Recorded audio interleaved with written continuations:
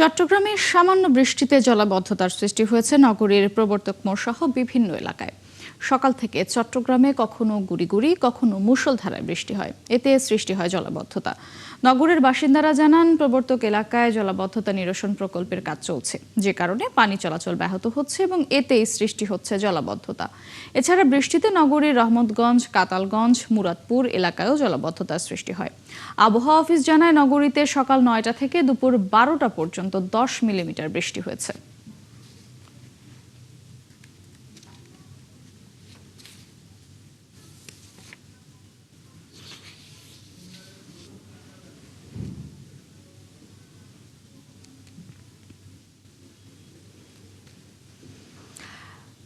ভারী বৃষ্টিতে দেশের বিভিন্ন জায়গায় জলাবদ্ধতার সৃষ্টি হয়েছে। এ বিষয়ে আমরা একটু বিস্তারিত জানবো। যেতে চাই চট্টগ্রাম এবং কুমিল্লা। শুরুতে যেতে চাই চট্টগ্রামে, সেখানে আছেন সহকর্মী রাজীব বড়ুয়া।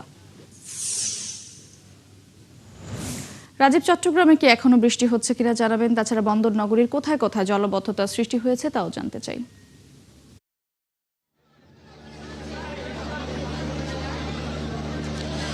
মৌটুসি দুপুর 12টা থেকে যখন আসলে ভারী বৃষ্টিপাত শুরু হয়, তখনই মূলত নগরের যে প্রবর্তক মোড়, মুরাদপুর, বহদ্দারহাট, চকবাজার, কাতালগঞ্জ এইসব এলাকা কিন্তু আসলে পানির নিচে তলিয়ে যায় এবং প্রায় 1 হাঁটুর উপরে কিন্তু আসলে পানি উঠেছে। এখানে আপনারা তো দেখছেন যে আসলে কোনো কোনো জায়গায় কোমর পানি পর্যন্ত পানি উঠে গেছে। তো এইখানে আমরা দেখছি যে পানির কারণে আশেপাশে যে মানুষজন চলাচলে আসলে খুবই বিঘ্ন করছে এবং এই জায়গায় কিন্তু গাড়ি চলাচলে একদম বন্ধ হয়ে গেছে এবং যারা আসছে তারা কোমর পানি ঠেলে কিন্তু আসছে এবং অনেকে রিক্সা করে যাওয়ার চেষ্টা করছেন, তাও কিন্তু আসলে রিক্সা প্রায় ডুবে গেছে, এরকম অবস্থা।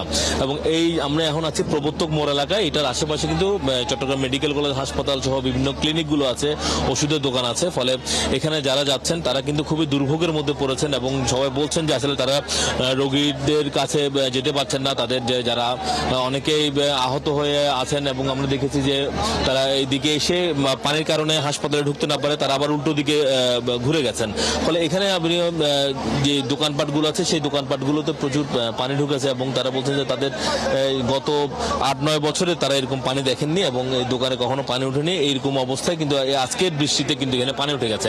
এখানে চট্টগ্রাম সিটি কর্পোরেশনের প্রধান বর্জ্য কর্মকর্তা তিনি এসেছিলেন পরিস্থিতি দেখার জন্য। তিনি বলছেন যে এখন চট্টগ্রাম সিটি কর্পোরেশনের যে প্রকল্পটি চলমান রয়েছে সেই চলমান প্রকল্পের কারণে মূলত আসলে এই জলজটটা তৈরি হয়েছে। কেননা এখানে বিভিন্ন জায়গায় তাদের যে কাজ চলছে, তো সেই কাজ চলার কারণে এখানে বাঁধ দেওয়া হয়েছে।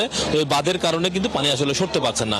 তারা বলছেন যে নগরীর এরকম 16টি স্থানে বাঁধের কারণে পানি উঠেছে, মূলত এটা আসলে ওরকম জলবদ্ধতা নয়। তো ফলে এই বাঁধগুলো তারা অপসারণের চেষ্টা করছেন এবং সেই বাঁধগুলো যদি সরে যায় বা বাঁধগুলো যদি তুলে ফেলে তাহলে পরে পানিটা চলে যাবে। এবং আপনি হয়তো দেখছেন যে এখানে প্রচুর মানুষজন তারা আসলে বিভিন্ন দুর্ভোগের মধ্যে পড়েছে। তারা আসলে তাদের যে নিত্য প্রয়োজনীয় যে কাজ সেখানে যেতে পারছে না। বিশেষ করে যারা স্কুল কলেজে পরীক্ষা, এরকম শিক্ষার্থীরা অনেকেই দুর্ভোগে পড়েছেন এবং অনেক কলেজ ছাত্র বলেছেন যে তারা আসলে এই পানির কারণে তারা যেতে পারছেন না এবং তারা পরীক্ষা দিতে না পারার মতো ঘটনা আসলে তাদের মধ্যে ঘটতে পারে বলে তারা বলছেন। এবং আমরা দেখছি আপনি যে এখানে সমস্ত গাড়িগুলো পানির তলে তলিয়ে গেছে এবং লোকজন অনেক কষ্ট করে আসলে আসছেন। তো ফলে এখানে চট্টগ্রাম সিটি কর্পোরেশনের সহ এবং চট্টগ্রাম পানি উন্নয়ন বোর্ড সহ 4টি প্রকল্পের কাজ চলছে জলাবদ্ধতা নিরসনের জন্য এবং 14,000 কোটি টাকার যে কাজ চলমান কাজ সেটি আসলে এখন পুরোপুরি শেষ হয়নি। পুরোপুরি শেষ হলে পরে তখন আসলে। ধন্যবাদ রাজীব আপনাকে।